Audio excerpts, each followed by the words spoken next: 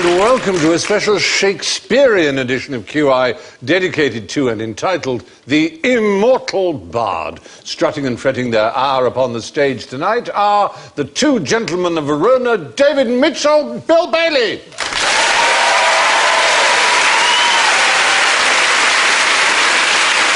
The merry wife of Windsor, Sue Perkins.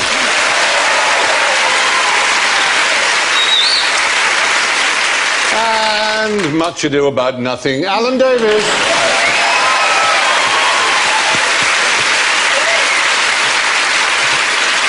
So, let the trumpet sound. David goes. Nice. Sue goes.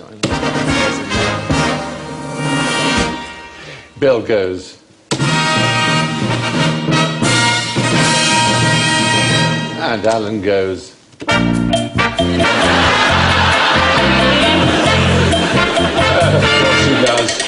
So, let's take to the stage, good gentles all. When David Tennant played Hamlet at the RSC, what did Tchaikovsky play? What? Tchaikovsky. Tchaikovsky being the composer, Tchaikovsky. Was he in the cast, Tchaikovsky? He was. Peter Ilyich? Not Peter Ilyich Tchaikovsky, the Russian composer. Another musician called Tchaikovsky. He was also a pianist, a rather startling and amazing pianist, actually. Most eccentric pianist. Richard Stilgoe. No, I've already told you his name. It was Tchaikovsky. Tchaikovsky. Well, you say he played Richard Stilgoe? Yes. He blew into Richard Stilgoe and a noise came out the other end. You're putting him in the past tense, so I'm assuming he may have shuffled off his mortal coil. To quote Hamlet. To quote. Or indeed. And that will be the only quote. That's it now. I've blown all my quotes. But you've done damn well. It's a good start. Yes. So if he's dead... He was dead. He was so he's not alive. Skull? So he's a skull? Yes, he played the skull. Here we don't have the real skull there. But that's what a skull looks like.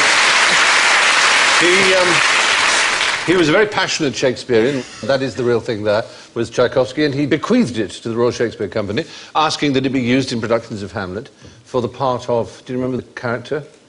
The skull it is that Hamlet... Is it Yorick? Yorick. Yes. Yorick, Exactly, yes. Yorick. Poor Alas, poor Yorick. I knew him, Horatio, fellow of infinite Yes, jest. well, they went, alas, Paul, wait a minute, this is Tchaikovsky, isn't it? He can play a tune on his teeth. There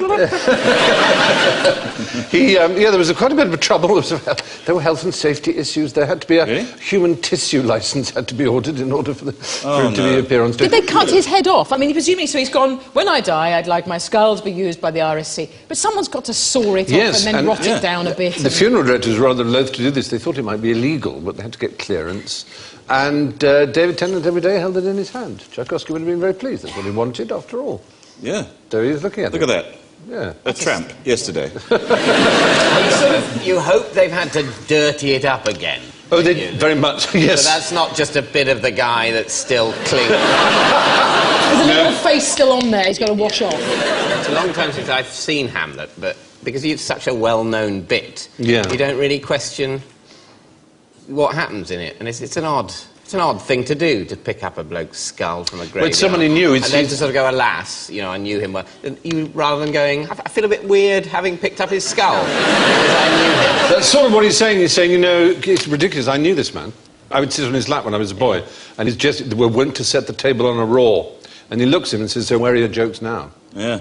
Not so funny now. It is one of the great contemplations of death and mortality. And it must be even weirder when you're doing it to a real person like that. David Tennant presumably knew the story that he was doing it to this chap who wanted it to be a symbol of death. It's going to be like I'm a celebrity, isn't it? Agents are going to put their acts down to have their skulls used in that. Yeah, oh yeah, no, I'll get you your skull. You'll be in Shakespeare one day. It'd be awful, wouldn't it, though, if for your whole life you'd wanted to be an actor and it hadn't really worked out, and so you bequeathed your skull and it was used in a major production of Hamlet, and then all the reviewers said, I don't know, Yorick felt a bit stilted. So he ruined that scene. Really. Now, Leonard Bernstein wrote a musical based on Romeo and Juliet and set it in New York. What was it originally called? Basically. Was it West Side Story? It became West Side Story, but it was originally called... East Side Story. Yes!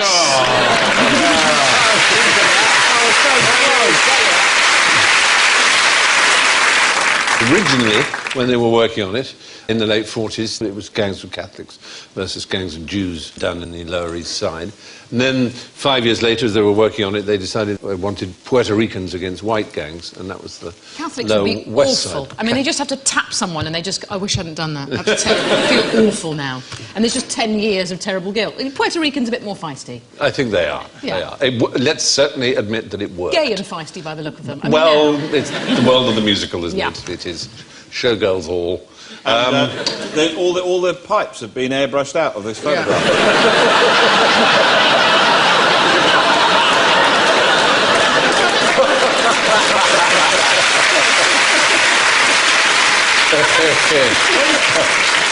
Oh, heavens above. Now, of course, West Side Story may be the best, and certainly probably the best known musical based on a Shakespearean fable, but do you know of any others? Points going. Points? Oh, Kiss Me, Kate. Kiss Me, Kate, yes, by Cole Porter, was based on The Taming of the Shrew. The Taming of the Shrew. Yeah. Exactly. Is Cats based on Hamlet? No. but, odd as that sounds, there is a stage musical playing in London at the moment that is based on Hamlet. Is it Hamlet, exclamation mark? No. There is Hamlet the musical, but this is a big West End musical based on a big movie that is the story of Hamlet. Oh, not Spamalot. Not Shrek. Spamalot. A young prince, Oh, born, yes. and he's not a human. Oh. What? He's not a human. It's E.T. Thank you, audience. The Lion King is based on Hamlet. Did you not know? At what point does Hamlet say Hakuna Matata?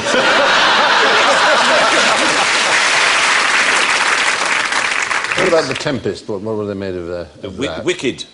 The Perfect Storm. That's basically... Speed Twister. 2. Harold and Kumar get the munchies. Well, no, there's Prospero's Books. Oh, yes. Is one, but there's another 50s rather classic sci-fi movie. Oh, The audience are really joining in Rip now. one out. Forbidden Planet. Yes, Or a Monsters working from title, the- Rip Rip One one Out. out. Yeah. There was one based on the Comedy of Errors musical. What happens in the Comedy of Errors? Yeah, Lots of... there are two sets of identical twins. Oh, God. which is- One of them's shipwrecked. Who's a girl? Who's a boy? I'm married. twins. Everyone's dead. The Boys from Syracuse is the name of the musical. Oh, OK. Terminator 2. Shylock is sent back from the future to... Oh, I've got my chain stuck in my ruff.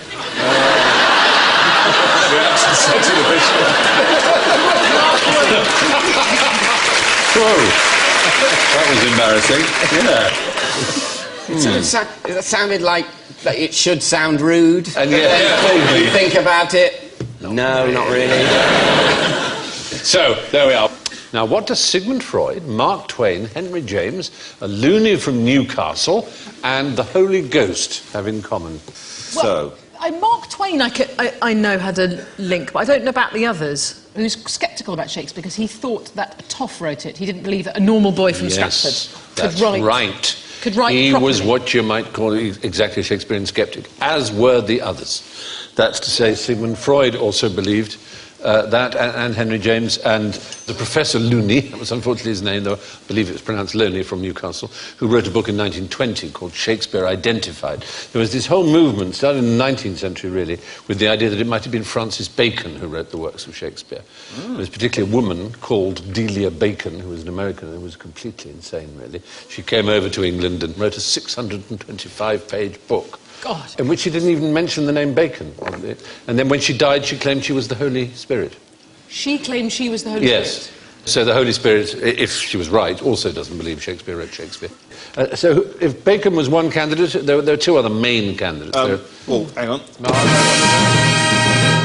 What was it? Marlowe. Christopher Marlowe. Christopher Marlowe is one candidate.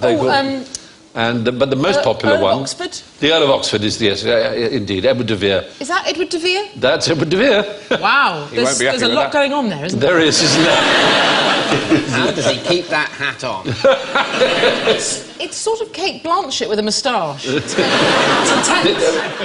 But no, there are serious people. I mean, Freud liked the fact that he lost his father early on, like Hamlet, because, of course, he had an Oedipus complex theory about Hamlet, Freud, so he liked that idea. Who else? Looney invented a rather fanciful scenario because the Earl of Oxford died in 1604, and Shakespeare carried on writing plays many years after that. So Almost, that might almost be the point at which to abandon the theory. Yeah, you'd think. Instead of which he claimed that before dying he'd left a whole sheaf of plays and that his servant, Shakespeare, then just produced them one after the other. Isn't the Tempest written sort of 4 or 5 years after he died? 6 years maybe even after he died, referencing sort of stuff of the time. So after De Vere's dead. Yes, quite. He probably just left insert topical gag here. Yeah, that's right. But there are people, Mark Rylance and Derek Jacobi, both supreme actors, and they both believe that it was the Earl of Oxford. There isn't a shred of evidence, as far as I can see. It sort of doesn't matter. On the basis that what Shakespeare means to people is the guy that wrote those Yes. plays. And so if the guy that wrote those plays is a different guy that wrote those plays, that's Plays are still what a great guy. Yes. It's not an earth-shattering conspiracy, really, is it? That No. perhaps it isn't him. Over 5,000 books on the subject, incredibly. Yeah, I know, it's extraordinary. isn't it? Yeah, no goodness scrap of sake. evidence. Not real evidence, to be honest. No, it's just speculation. And the odd thing is, they often say, well, we know so little about Shakespeare. There are very, very few people of the Elizabethan era about whom we know more. I mean, Ben Jonson, for example, who was a very famous playwright, we don't even know where Ben Jonson was born or how many children he had.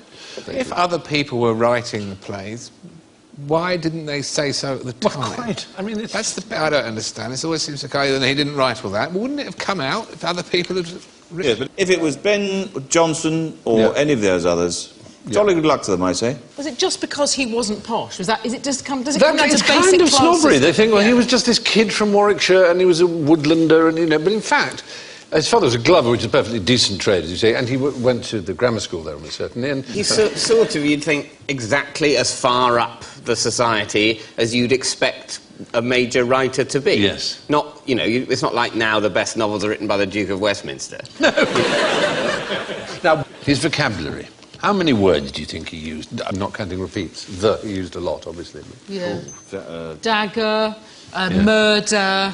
This could take us a long Wife. time, yes. Well, we've got to start somewhere. You've got to start somewhere, Gotta you're right. start somewhere. Yeah. 5,000. Yeah. That's 20,000 words. 20,000. 20,000 words. And how does that compare to the average vocabulary of a Briton, would we say, roughly? That we know? 4 times as much. No, half as Half. much. Half as much. Less. Surprisingly, yes. I mean, we're not saying that Shakespeare used every word he knew in his books. I'm sure he left lots out. I don't remember the word He clitoris. didn't use in any- hard drive. I think it's in the second folio. It might be. So it's about half that of the average modern English person's vocabulary, because obviously he didn't have certain words to call on, like texting or vajazzle or whatever. But on the other hand, he did have guerdon and bodkin and fardel, which we don't use Yes. so much. Yoghurt, yeah. Yoghurt. I don't suppose Shakespeare knew what yoghurt was. Broadband. Broadband. Exactly. There are a lot of words. In The Sun, David Crystal, who's a well-known linguistic fellow, and he estimated there would be about 6,000 words in any complete issue of The Sun, whereas the King James Bible has just 8,000. So this idea that we're all dumbed down to a lower vocabulary is not necessarily true. Anyway, moving on. Shakespeare coined over 1,000 new words, but not all of them caught on. Here are some of the ones that didn't. See if you can put them into a sentence for me. Swaltery, quatch. Quatch. I've got a sweltery quatch at the moment. Already we're there, aren't we?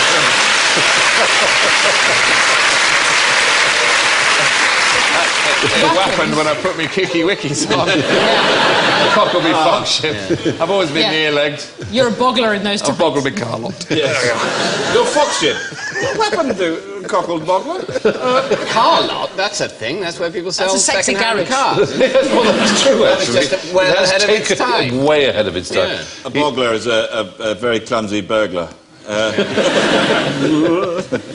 it's a burglar that can't believe the stuff he's getting his hands on. Look at this DVD player. Well, he used it to mean a hesitator, one who boggles.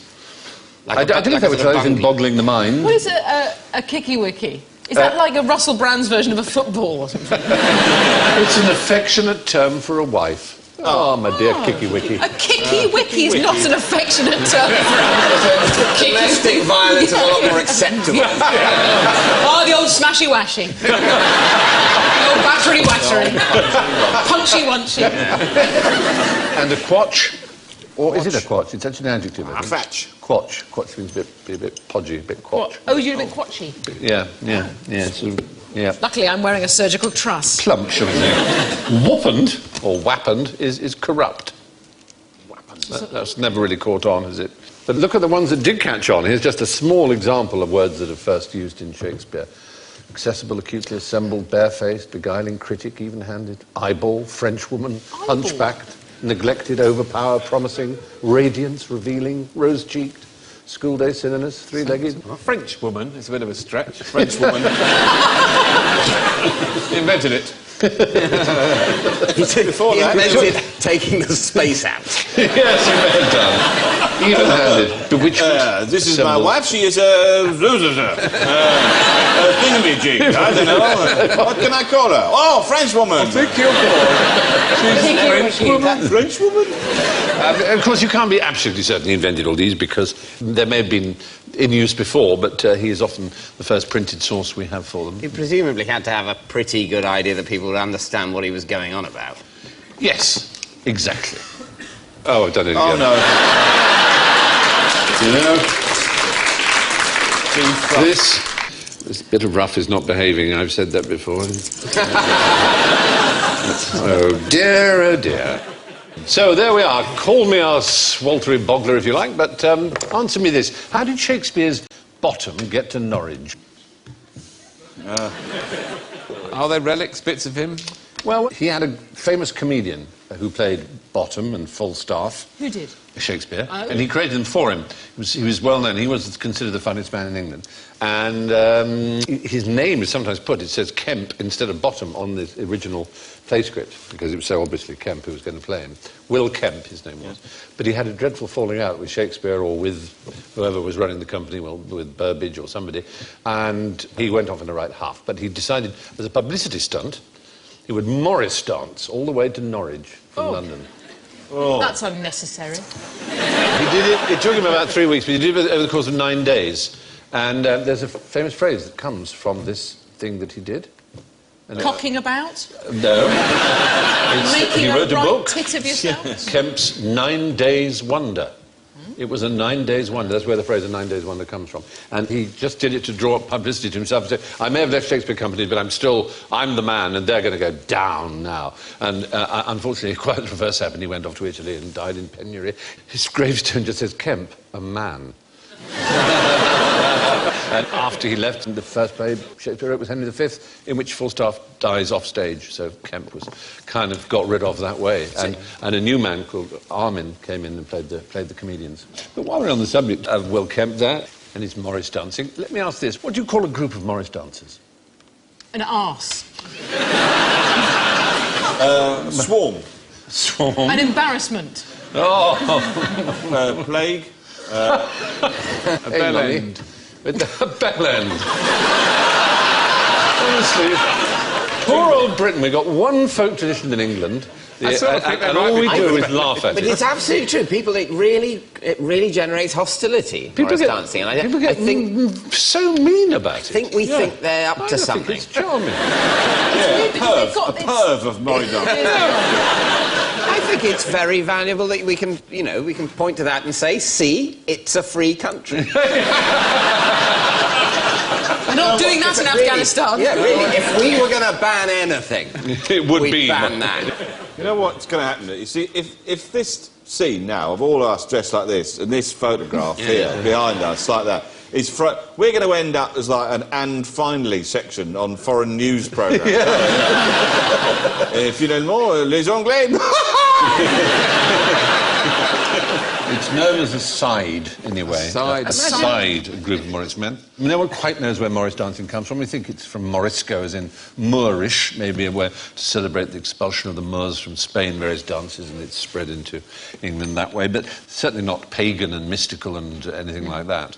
It's pretty recent, 14th century is the earliest you can go back to it. There are 150 sides now registered in the USA. So American Morris dancing is taking off in a big way. They'll be That's on 3 there, per won't they? state on average. I've joined a bell end. This is what they do in old England, merry England. There's an Arctic Morris group based in Helsinki. But now, time to visit that undiscovered country from whose bourne no idiot returns as we ring down the curtain on general ignorance. Sound drums and trumpets, farewell, sour annoy, for here I hope begins our lasting joy. Fingers on buzzers, in other words. What best describes, in one word, Richard III's appearance? Hunchback! There's no evidence at all that Richard III had a hunched back. Just the black propaganda of the Tudors who succeeded him. But the character in the play does. The character in the play does, certainly. And a sort of arm, twisted arm, isn't it? A bottled spider, one of the things he's called. Well, a hideous name, isn't it? But no, it seems he was a rather decent fellow, in many respects. Intelligent, kind. There was a man called Polydore Virgil, who was a historian who was determined to paint Richard III as black as possible, and so described him as ugly, because in those days they associated ugliness and so on with much as we do today, with wickedness. So, while on that sort of thing, how beautiful was Cleopatra? She was minging. Well, I think it was sort of a bit weird looking, but sort of striking. Yes, she had a sort of that's probably bit of a fair. weird Well, nose. long nose, a long pointy nose. It seems possibly she had a long pointy nose. There's certainly no contemporary suggestion that she was particularly beautiful. They do say she had a very beautiful voice and that she was very charismatic. She seemed sexy. She seemed Yeah, sexy, because she was a which I find is half the battle. Her mouth is very small in that it only extends as far as the flare of her nostril. Yeah, that isn't necessarily Cleopatra. No, that's just a woman I who... believe Artist's you. impression. That's just a woman who got mad with some napkins. Yeah. Yeah, she's gone serviette crazy. Age cannot wither her, nor custom stale her infinite variety, as Ina Barber said about her, I think. Now, how did Christopher Marlowe die? Well, now, Ta-da! Yes. Let me say it so you can mock me. He died in a bar brawl being stabbed. Dear me.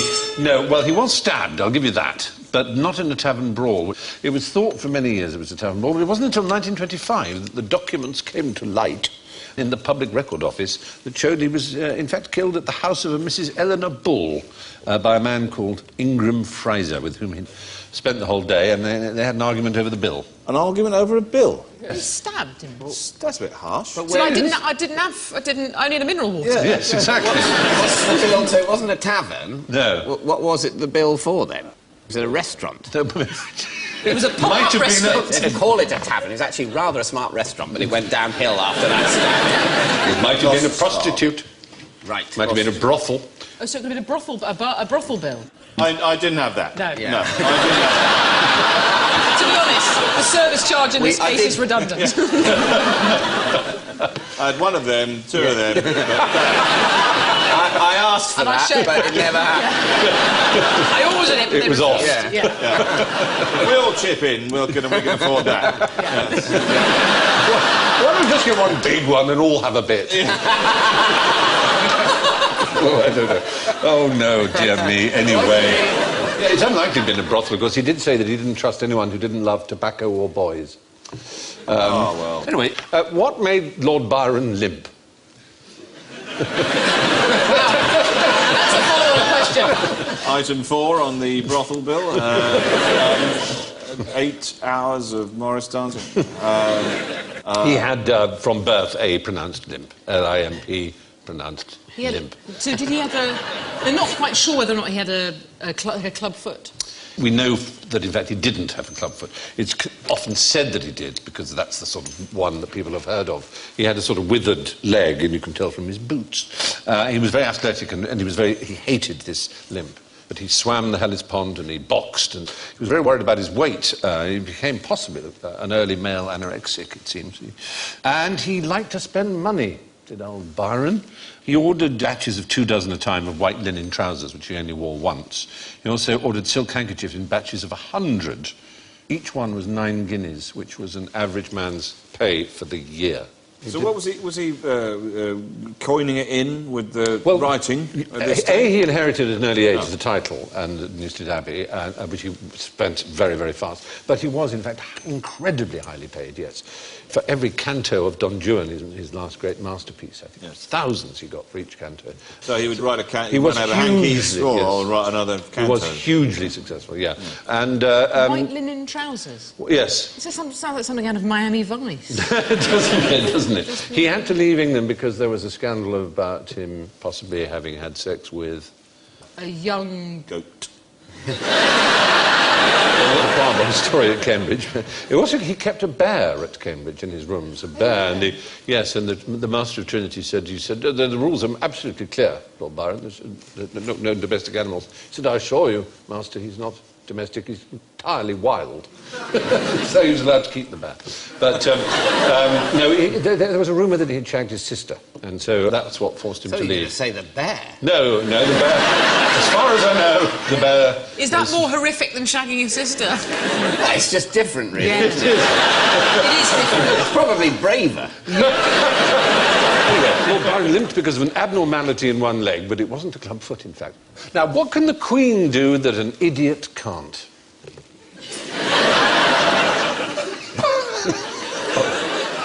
By the looks of it, kill people with their own eyes.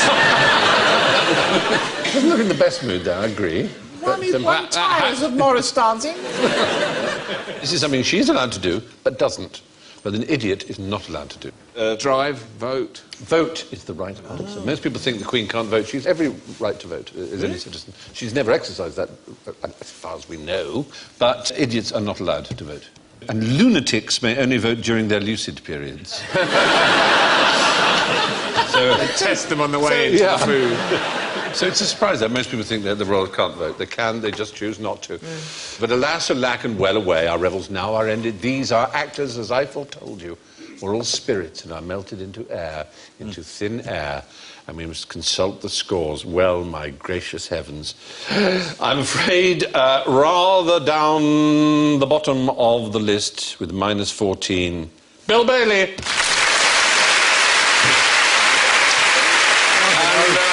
Probably. 4 to the better with -10, Sue Perkins.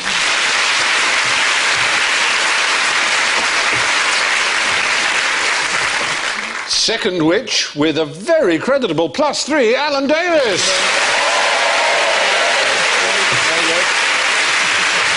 But tonight's Prince of Denmark with 6 points is David Mitchell.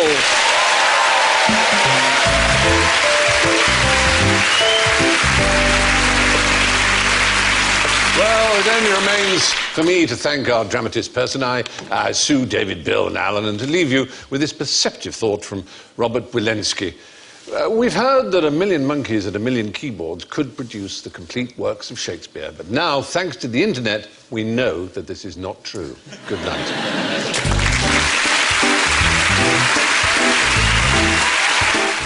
And Shakespeare Unlocked continues on Thursday with Shakespeare in Italy. That's at 9 o'clock on BBC Two.